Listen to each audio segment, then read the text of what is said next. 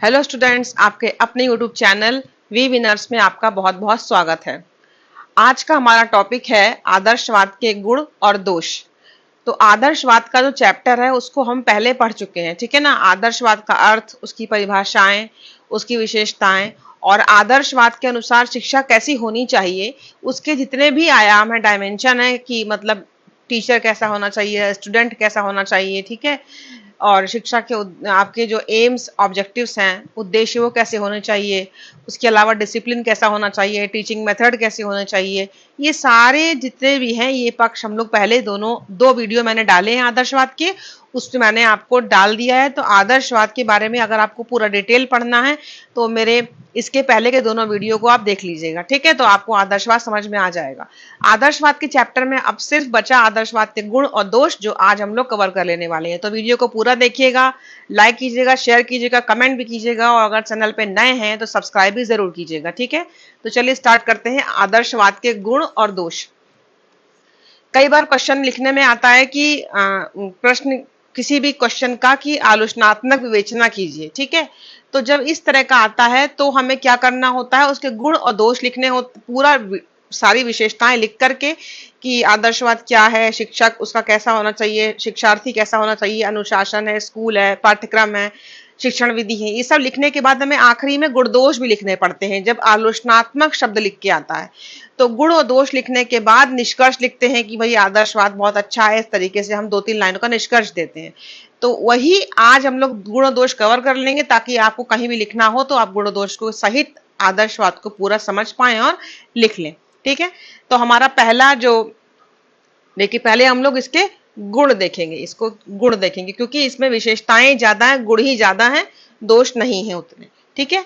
तो पहला हमारा देखिए गुण क्या है। आदर्शवादी शिक्षा द्वारा बालकों में सत्यम, शिवम, सुंदरम जैसे श्रेष्ठ गुणों से उनके उत्तम चरित्र का निर्माण होता है। कैसे चरित्र का? उत्तम चरित्र का निर्माण होता है। यह शिक्षा गुणों के विकास पे बल देती है। तो सबसे पहले तो मैंने आपको बताया था कि अगर आप आदर्शवाद लिख रहे हैं तो आपको सत्यम, शिवम, सुंदरम, ये एक जो है विशेषता इसकी, इसको लिखना जरूर है और यही इसका गुण भी है।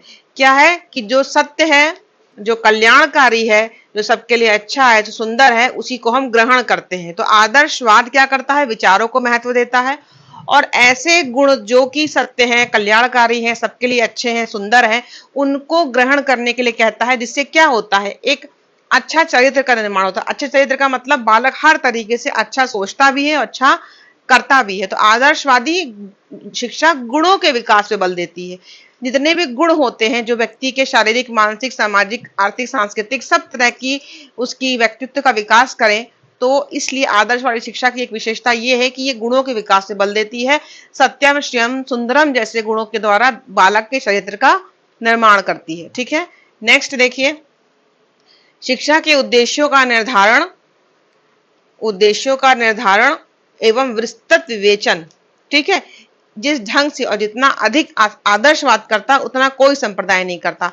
अगर आदर्शवाद के बारे में एक बात कही जाए तो ये याद रखिएगा, बिल्कुल याद रखिएगा कि आदर्शवाद ने अपने जो उसका वाद है उसने सबसे ज्यादा जो किस पे अपना जोर दिया था? उद्देश्यों के निर्धारण में। कई बार ये ऑब्जेक्टिव क्वेश्चन भी आता है कि आदर्शवाद की देन क्या है, तो एक उसकी इंपॉर्टेंट देन ये भी है कि उसने उद्देश्यों को बनाया था। उद्देश्य कैसे होने चाहिए हमारे? आदर्शवाद क्या करता है? आदर्शवाद हमेशा अच्छी चीजों के बारे में बताता है, ठीक है, मूल्यों के बारे में बताता है। तो हम जीवन में क्या उद्देश्य बनाते हैं? उद्देश्य तो हमेशा अच्छे ही बनाए जाते हैं ना, ऊंचे और आदर्शात्मक उद्देश्य बनाए जाते हैं ताकि क्या हो? व्यक्तित्व का निर्माण ऐसा हो जो आदर्शवादी हो। अब हम यही तो बनाएंगे ना कि ईमानदार बने, अनुशासन का पालन करें। तो ये सारी चीजें कहाँ? ये आदर्शवाद में। इसीलिए आदर्शवाद जितना अधिक केवल उसने उद्देश्यों को बनाया है, इतना कोई और वाद नहीं बनाता। कोई और वाद मतलब जैसे प्रकृतिवाद हुआ, प्रयोजनवाद हुआ। तो सबसे ज्यादा शिक्षा के जो मतलब शिक्षा के उद्देश्यों पे जिसने जोड़ दिया है वो कौन सा वाद है? आदर्शवाद है, ठीक है। तो पहला हुआ गुणों का विकास, दूसरा हुआ शिक्षा के उद्देश्यों का निर्धारण किया है इसने, ठीक है। उसके बाद हमारा तीसरा है आदर्शवाद में शिक्षक को सर्वोपरि स्थान। देखिए मैं उसको अंडरलाइन भी कर रही हूँ उस चीज को जो चीजें आपको याद रखने वाली हैं। ये देखिए, शिक्षक को सर्वोपरि स्थान, ये मैंने आपको पढ़ाते समय बताया था, ठीक है। इससे शिक्षा जगत में शिक्षक को गौरवपूर्ण स्थान प्राप्त होता है, ठीक है। शिक्षक को सर्वोपरि स्थान देने से शिक्षा जगत, बालक और सभी का कल्याण होता है। देखिए आज भी जो है आप देखिए कि हम लोग क्या करते हैं, टीचर्स को कितना इंपॉर्टेंस देते हैं। टीचर्स डे होता है और जैसा कि आप देखते हैं हम लोग अपने हिंदू धर्म में गुरु पूर्णिमा भी मनाते हैं, क्योंकि हमारे यहाँ जो टीचर होता है उसको बहुत ज्यादा उच्च स्थान मिला है समाज में। क्योंकि हमें अपने जीवन में क्या करना है और कैसे करना है, कौन सा उद्देश्य पाना है और उसको कैसे पाना है, रास्ता क्या होगा, वो कौन बताता है। यहाँ तक कि ईश्वर को पाने का रास्ता भी कहा गया है कि गुरु ही बताता है। इसीलिए और सबसे ज्यादा टीचर को जो रिस्पेक्टेबल स्थान मिला है, प्लेस मिला है, वो आदर्शवाद ने ही दिया है। तो ये एक आदर्शवाद का देन है, इसको आप गुण भी कहेंगे कि उसने शिक्षक को बहुत ऊंचा स्थान दिया है। और जो आज भी आप अपने सोसाइटी में देखते हैं कि हमारे टीचर्स का हम लोग पैर छूते हैं, आशीर्वाद लेते हैं, इसीलिए ना। तो कहीं ना कहीं ये उसका एक गुण है, ठीक है। नेक्स्ट है, आदर्शवाद बाहर से लादे गए दमनात्मक अनुशासन का विरोध करता है और आत्मानुशासन के सिद्धांतों को मान्यता देता है, ठीक है। और ये प्रभावात्मक को भी मान्यता देता है, ठीक है। इसमें नहीं लिख रहा है, आप देख लीजिएगा। प्रभावात्मक अनुशासन, एक तो आत्मानुशासन है, ये देखिए, आत्मनियंत्रण और प्रभावात्मक अनुशासन भी होता है। तो यहाँ पर यह कहा गया है कि किसी को, बच्चे को डांट करके नहीं, बल्कि उसको इस तरह का वातावरण दिया जाए ताकि वह खुद से अनुशासन में रहे। वास्तव में यदि देखा जाए तो आज शिक्षा जगत में अनुशासनहीनता दिखलाई पड़ रही है और उसे रोकने के लिए सभी उपाय असफल हो रहे हैं। यहाँ पर आत्मानुशासन और आत्मनियंत्रण का सिद्धांत होना चाहिए, ठीक है, और प्रभावात्मक अनुशासन, ठीक है। प्रभावात्मक मैं लिख के दे रही हूं यहाँ पर।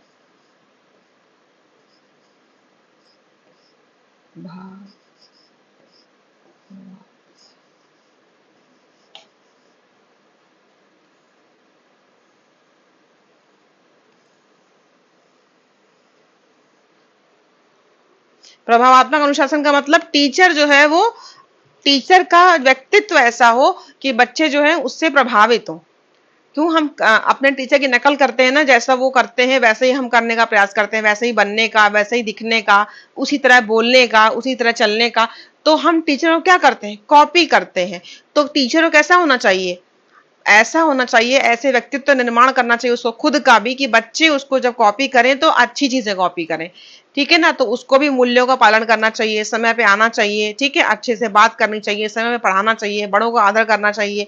तो प्रभावात्मक प्रभाव, जो टीचर का जो जीवन है उसके चरित्र का प्रभाव किस पे पड़ता है, बच्चों पे पड़ता है। तो एक प्रभावात्मक हुआ और दूसरा आत्म अनुशासन, मतलब बच्चों के सामने ऐसा माहौल बनाइए, ऐसा वातावरण बनाइए कि वह खुद से शांत रहे। तो ये कैसे होगा, हम जब टीचर से अच्छे गुण सीखेंगे तो खुद में हम क्या करेंगे, हम खुद उन गुणों को जब अपने ऊपर लागू करेंगे तो हम क्या करेंगे, हम आत्म अनुशासन में रहेंगे, खुद से कंट्रोल में रहेंगे, हमें डांटना नहीं पड़ेगा। तो ये चीजें कहाँ हैं, आदर्शवाद के गुणों में काउंट होती हैं, गिनी जाती हैं, ठीक है। अब देखिए, आदर्शवादी शिक्षा में व्यक्ति और समाज दोनों को ध्यान में रखते हुए व्यक्तिगत और सामाजिक मूल्यों को समान महत्व दिया गया है। व्यक्तिगत और सामाजिक मूल्यों को, देखिए मैंने आपको बताया था ये वैल्यूज पे बहुत जोर देता है, ये वर्ड आप याद रखिएगा, मूल्य। तो इन्होंने मूल्यों पे बहुत जोर दिया है, ठीक है, आदर्शों पे जोर दिया है, विचारों पे जोर दिया है। तो जो व्यक्तिगत और सामाजिक मूल्य है, ये मैंने आपको पहले ही बताया था कि आदर्शवाद गुणों के ऊपर, मूल्यों के ऊपर बहुत जोर देता है, इसीलिए ये इसके गुणों में काउंट होगा, इसके गुण में काउंट होगा। नेक्स्ट है, आदर्शवादी शिक्षा बाल केंद्रित नहीं, फिर भी इसमें बालक के व्यक्तित्व का समादर किया जाता है। ये बालक के व्यक्तित्व का समादर मतलब, क्योंकि ये टीचर सेंटर्ड है ना, यहाँ पर टीचर को ज्यादा महत्व दिया गया है, लेकिन फिर भी है तो टीचर सेंटर्ड, लेकिन तब भी यहाँ पर क्या कहा गया है कि टीचर को ऐसा होना चाहिए कि वो बालक के व्यक्तित्व का आदर करे और उसे एक आदर्श व्यक्तित्व बनाए अपने गुणों के माध्यम से, अच्छे वातावरण के माध्यम से, गुणों के माध्यम से, मूल्यों के माध्यम से, ठीक है। और नेक्स्ट है हमारा आदर्शवादी शिक्षा आध्यात्मिक, धार्मिक, नैतिक गुणों के विकास से बल देती है। तो ये आपको पता होना चाहिए कि आदर्शवाद ईश्वर पर विश्वास करते हैं, आदर्शवाद ईश्वर पर विश्वास करते हैं, धर्म पर विश्वास करते हैं, सही गलत क्या होना चाहिए, सारे मूल्यों गुणों पर विश्वास करते हैं। तो आदर्शवाद इस तरह के गुणों के विकास पर बल देती है, ठीक है। तो ये सारी चीजें इसके गुण हैं, मेरिट है इसके, ठीक है। मेरिट कहिए, विशेषताएं कहिए, आप चाहें तो कभी इसको विशेषताओं में भी लिख सकते हैं, ऐसा नहीं है। तो ये सारे इसके गुण हैं, क्या है, गुण, मेरिट। अब हम लोग देखते हैं कि भाई देखिए, जब कहीं गुण होते हैं तो दो चार उसके दोष भी होते हैं, है ना। तो कोई चीज सर्वपूर्ण सही नहीं होती, कहीं ना कहीं कुछ ना कुछ चीजें उसमें ऐसी होती हैं जिनमें सुधार की जरूरत होती है, तो उसे ही हम लोग दोष में गिनते हैं। पहला इसका दोष है, आदर्शवादी शिक्षा सिद्धांतिक अधिक है और व्यवहारिक कम है। इसके उद्देश्य अमूर्त हैं, जिनका संबंध बालक के वर्तमान जीवन से नहीं बल्कि भावी भविष्य से होता है। ये कहते हैं सैद्धांतिक अधिक है, व्यवहारिक कम। कहने का मतलब ये है कि जो चीजें इसमें बताई गई हैं वो थ्योरी हैं, लाइफ में कहीं हम उसको देख कम पाते हैं। ऐसा होता है कि जो मूल्य होते हैं वो दिखाई नहीं पड़ते, वो व्यवहार का, जीवन का एक हिस्सा होते हैं, ठीक है। वो व्यवहार में आपको दिखाई पड़ेगा, लेकिन वो सामने भौतिक चीजों की तरह से आपको किताब सामने दिखती है ऐसे नहीं दिखेगी कोई चीज। तो इसके जो चीजें बताई गई हैं आदर्शवाद में, जो बातें बताई गई हैं वो सैद्धांतिक अधिक है और व्यवहारिक कम। ये इसके दोष में गिना जाएगा कि ये लोग प्रैक्टिकल कम है। आजकल आप देख रहे हैं कि जीवन में हर चीज जो है वो कैसी है, प्रैक्टिकल है। हम लोग थ्योरी ज्यादा, उसके काम पर ज्यादा बिलीव करते हैं, इसीलिए इसको हम इसके दोष में काउंट कर लेते हैं, ठीक है। नेक्स्ट है, वर्तमान भौतिकवादी युग में व्यक्ति का जीवन समस्या प्रधान हो गया है। ऐसी दशा में अपनी भौतिक समस्याओं के समाधान की ओर ध्यान न देकर केवल आदर्श आध्यात्मिकता और नैतिकता की कल्पना करना अनुचित है। कहने का मतलब ये है कि आजकल कैसा युग है, भौतिकवादी। हर चीज जो है हम लोगों को क्या चाहिए, हार्ड एंड तुरंत ही चाहिए हाथ में, कोई को पेशेंस नहीं है, ठीक है। हर आदमी केवल सुख की तरफ भाग रहा है। तो इस कंडीशन में जो वो चाहता है, जो वो पाना चाहता है, क्या केवल आदर्श, केवल आध्यात्मिकता, केवल नैतिकता से प्राप्त हो सकता है? नहीं, उसके लिए हमें कुछ ना कुछ काम करना होगा, यानी कि व्यवहारिक बनना होगा, ठीक है। तो ये भी उनके थोड़ा दोष में गिना जाएगा। नेक्स्ट है, आदर्शवाद शिक्षक को प्रमुख और बालक को गौण स्थान देता है। ये मैंने आपको बताया था कि टीचर को इन्होंने बहुत इंपॉर्टेंस दी है और बालक को दूसरे नंबर पे रखा है। तो ये भी इसके ये दोष में गिना जाता है, ठीक है।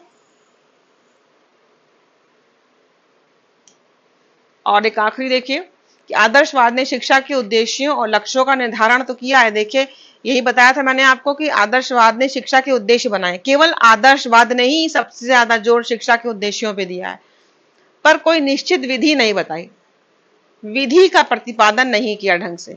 इसमें जो विधियां बताई गई हैं वे रटने पर अधिक बल देती हैं। तो कहने का मतलब है कि विधियां इनकी उतनी इंपॉर्टेंट नहीं है, इनके क्या इंपॉर्टेंट है, उद्देश्य। लेकिन उद्देश्यों की पूर्ति कैसे होगी, पूर्ति तो उद्देश्य की उसी से होगी ना, मेथड से, और मेथड पे इन्होंने जोर नहीं दिया है। तो कुल मिला के अगर आप देखिए तो आदर्शवाद में दोष काफी कम है और गुण ही ज्यादा हैं उसके।